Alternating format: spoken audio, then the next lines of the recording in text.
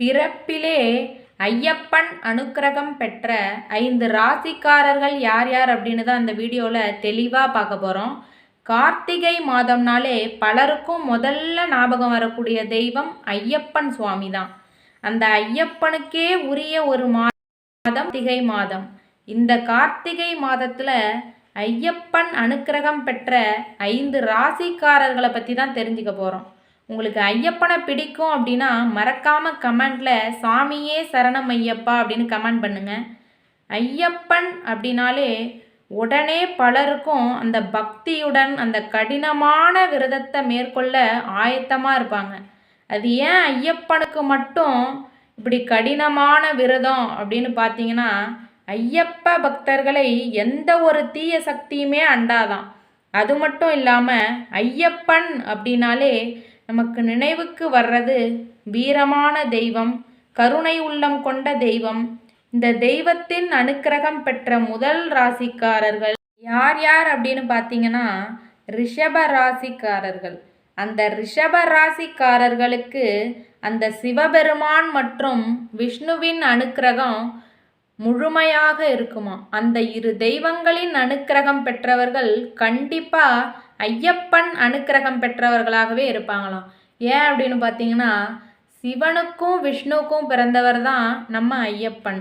அதனால் ரிஷப ராசிக்காரர்களுக்கு தன்னுடைய வாழ்நாளில் ஒரு முறையாவது ஐயப்பனை தரிசித்து வரும்போது அவர்கள் வாழ்க்கையில் மிகப்பெரிய ஏற்றத்தை அடைவார்களாம். 2வது ராசிக்காரர்கள் யார் அப்படின்னு பார்த்தீங்கன்னா சிம்ம ராசிக்காரர்கள். ஐயப்பனும் பிறவியிலே சிம்மம் உத்திர நட்சத்திரத்தில் தான் பிறந்திருக்கிறாராம். இந்த ராசியில் பிறந்த சிம்மம் உத்திர நட்சத்திரம் மற்றும் சிம்ம ராசிக்காரர்களுக்கு இயற்கையாகவே ஐயப்பன் அனுக்கிரகம் பெற்றவர்களாகவே இருப்பாங்களாம். அதனால தான் சிம்ம ராசிக்காரர்களும் எப்போவுமே ஒரு துணிச்சலோடையே இருப்பாங்களாம். ஐயப்பனுக்கும் சிறு வயதிலே அந்த துணிச்சல் அதிகமாக இருக்குமா.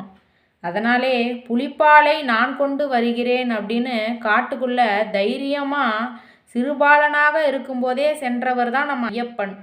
அதே துணிச்சல் தான் இந்த சிம்ம ராசிக்காரர்களுக்கும் இருக்குமா.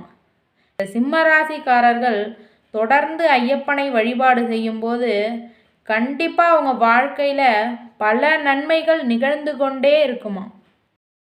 3வது ராசிக்காரர்கள் யார் அப்படின்னு பார்த்தீங்கன்னா கன்னி ராசிக்காரர்கள். இந்த கன்னி ராசிக்காரர்களுக்கு ஐயப்பனின் அனுக்கிரகம் நிறைந்து இருக்குமா. அதுவும் குறிப்பாக கன்னி ராசி உத்திர நட்சத்திரக்காரர்களுக்கு ஐயப்பனின் அனுக்கிரகமும் நிறைவாகவே இருக்குமா. அதனால தான் கன்னி ராசிக்காரர்களுக்கு ஐயப்பன் குணமான கருணை உள்ளம் நிறைந்தவர்களாக இருப்பவர்கள் தான் கன்னி ராசிக்காரர்கள். இந்த கன்னி ராசிக்காரர்கள் ஐயப்பனை தொடர்ந்து வழிபாடு செய்தால் அவர்கள் வாழ்க்கையில் மிகப்பெரிய வெற்றியை அடையலாம். 4வது ராசிக்காரர்கள் யார் அப்படின்னு பார்த்தீங்கன்னா தனுசு ராசிக்காரர்கள். இந்த தனுசு ராசிக்காரர்களுக்கு இயற்கையாகவே ஐயப்பன் மீது அதீத பற்று உள்ளவர்களாக இருப்பாங்களாம். ஐயப்பன் கோவிலுக்கு போகிறது அவர்களுக்கு பிடித்த ஒன்றாக இருக்குமா. அது மட்டும் இல்லைங்க, இந்த தனுசு ராசிக்காரர்களுக்கு ஐயப்பன் குணமும் நுட்பமான அறிவு ஆற்றலும் வீரமும் நிறைந்தவர்களாகவே இருப்பாங்களாம்.